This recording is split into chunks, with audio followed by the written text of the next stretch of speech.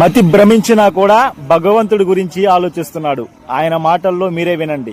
అదేనా లే పైకి లే, అవును పనుకోవద్దు, రోడ్ల పైకి లే, అటు వారంగా పో పనుకోమా, రోడ్లు ఎందుకు తింటావా, తెచ్చేది తింటావా, సరే అట్లా వారంగా రా.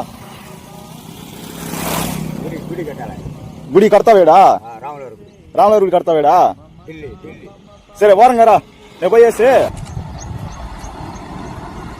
పెద్దయినా ఇందారా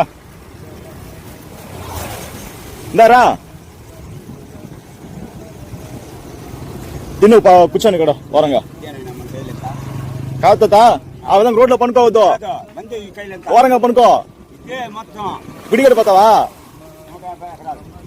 నన్ను పిలుస్తా పిల్లవా గుడి కట్టేటప్పుడు పేపర్కి ఇస్తావా, సరే తినేసి చెట్టు కింద పనుకో, రోడ్లలో పనుకోవద్దు, సరే వచ్చేదా.